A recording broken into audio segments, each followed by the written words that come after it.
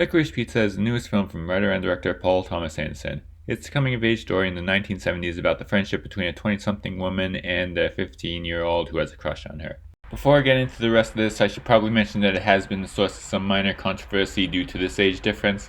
I just want to assure you all that yes, their relationship is completely platonic, even if at times it seems like they would work as a couple if they were both of age. There's also a much smaller controversy about a certain joke that many see as racist. It was supposed to be just representing the attitudes of the time, but a lot of people thought it just wasn't handled well. When I saw it, I didn't think it was that bad at first, but, well, going back to that brief period where it was hotly debated on Twitter before never being mentioned again, I still believe that it didn't work crowd won out this time. Anyway, this was before I actually saw it and decided that it probably didn't work because I didn't see any non-white people defending it.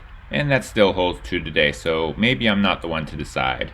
But either way, this is just a minor flaw in what is otherwise one of the best movies of the year. It's very heartwarming with a few funny moments as well. Even though it has big names like Sean Penn and Bradley Cooper, they chose to cast two main characters with actors who are pretty much unknown. Alana Haim is the lead singer of the band Haim, and Cooper Hoffman is the son of the late Philip Seymour Hoffman in his first role, and they both are pretty good.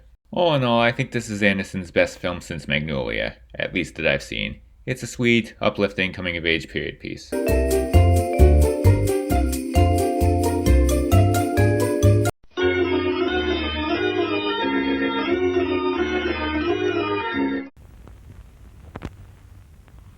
Try our delicious pizza. It's ready and piping hot at the Refreshment Center now.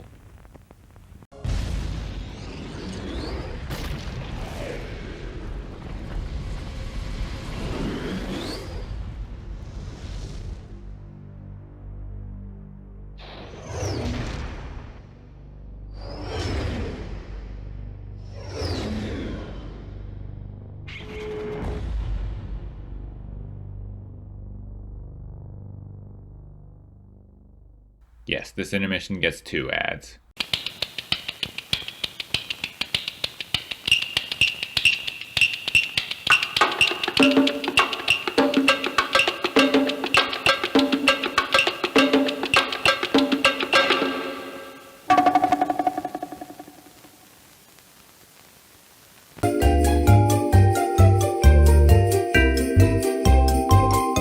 Up next is Don't Look Up, now streaming on Netflix. From director Adam McKay, who also wrote it alongside David Sirota.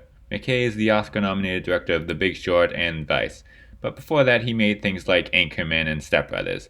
And despite what many may want you to believe, this is more like those last two. It is about a group of scientists who discover that a meteor is headed straight for Earth, but struggle to get everybody to care enough to do anything about it. An allegory for climate change, but it could also serve as an allegory for the coronavirus as well. It feels like a really long episode of some South Park type program, except this is done with an all-star cast of Oscar people and an Oscar director. And yes, I realize the irony in me using the South Park comparison since they also used to deny climate change. But it's a good episode of that program. It's funny, but it also unfortunately rings true. Maybe a little too true for comfort.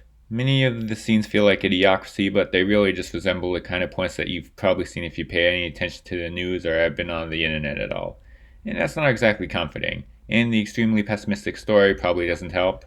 No, it's not subtle, but it doesn't really need to be for what it's trying to do. Or at least what I thought it was trying to do.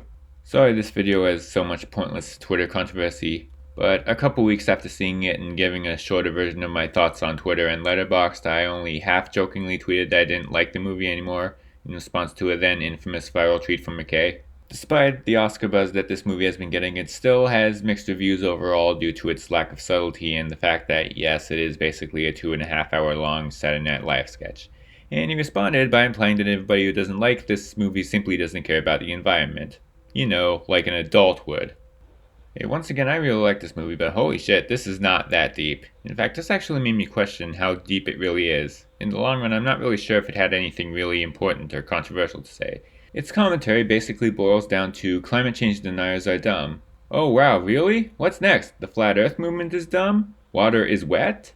There's no solution presented to do any of our problems, and it doesn't even try to offer any hope for the future. The entire message of the movie is, we're all gonna die. Do we really need a movie like that in today's world? The world sucks now, everyone already knows that.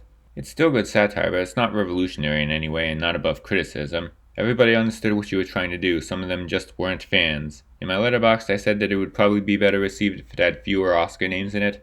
Well, now I realize that this was meant to be an Oscar-named movie, and it just isn't really that. Remember when Joker caused controversy at film festivals and the director of that threw a hissy fit because he believed the movie was that deep and genius, and then more critics watched it and pointed out ways that it isn't that deep? Yeah, that's kind of how I feel about this movie. Okay, enough of that. This is better than Joker. It's a funny satire, but also a very depressing one. By the end, you get some actual emotion in there, when it basically turns into the end of Melancholia. And that effectiveness couldn't have been hurt by how real it all felt. They made a sci-fi scenario feel completely real. I really like this movie, but at the same time I hope it doesn't get a single Oscar nomination. Wouldn't it be funny if Moonfall gets a higher Rotten Tomatoes score than this? One can only hope. At least that one probably knows it isn't that deep. I beat the pussy up.